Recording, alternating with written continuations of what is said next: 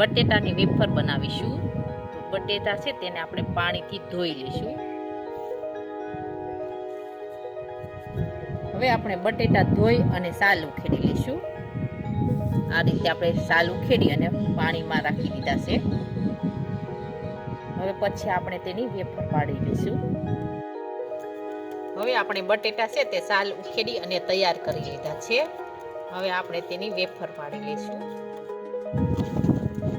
આ રીતે તેની આપણે વેફર પાડી લઈશું. આ રીતના છે તે વેફર આપણે પાડતા જશું. એકદમ સરસ આપણી વેફર છે તે પડી છે. આવી રીતના આપણે બધી વેફર છે તે પાડી અને પાણીમાં નાખતા જશું. આ રીતે હવે આપણી વેફર છે એકદમ સરસ બનીને તૈયાર થઈ ગઈ છે. હવે આપણે તેને બાફી લેશું. એકદમ સરસ પડી ગઈ છે. હવે આપણે બાફી લેશું. હવે આપણે વેફર બાફવા માટે પાણી છે તે ગરમ કરવા મૂક્યું છે. હવે આપણે તેમાં મીઠું નાખી દઈશું.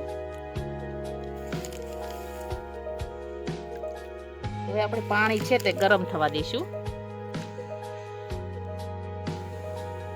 હવે આપણું પાણી છે તે ગરમ થઈ ગયું છે. હવે આપણે તેમાં બટેટાની વેફર પાડી છે તે નાખી દઈશું. હવે આપણે વેફર છે તેને બફાવા દઈશું. હવે આપણી વેફર છે તે બફાઈ ગઈ છે. હવે આપણે તેને ઝારાની મદદથી આપણે કાઢી લઈશું. આ રીતે પાણી નીતરી જાય. હવે આપણે તેને જારીમાં નાખી દઈશું.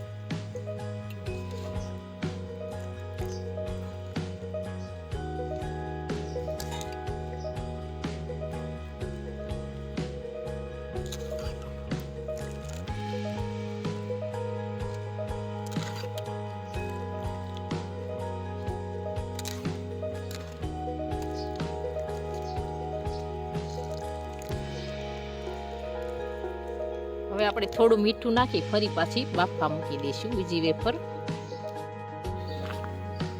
હવે આપણે થોડું મીઠું નાખી ફરી પછી બાફવા મૂકી દઈશું.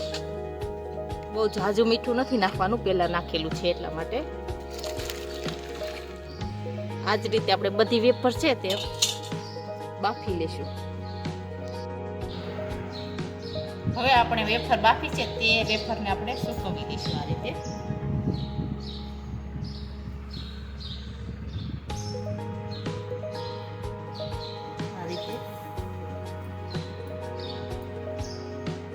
આવી રીતના બધી વેફર છે તે બાફીને સૂકવી લઈશું. હવે આપણે વેફર છે તે એકદમ સરસ સૂકવી દીધી છે. હવે આપણે સુકાવા દઈશું વેફરને.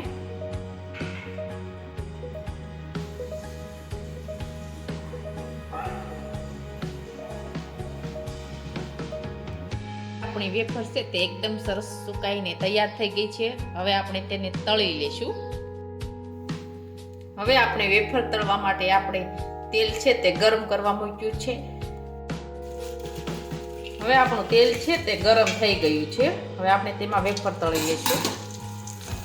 આ રીતે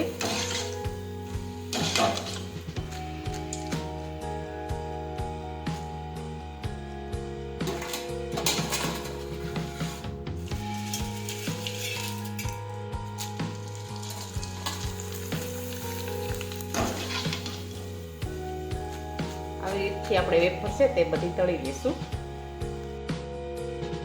હવે આપણે વેફર છે તે એકદમ સરસ તળાઈને તૈયાર થઈ ગઈ છે.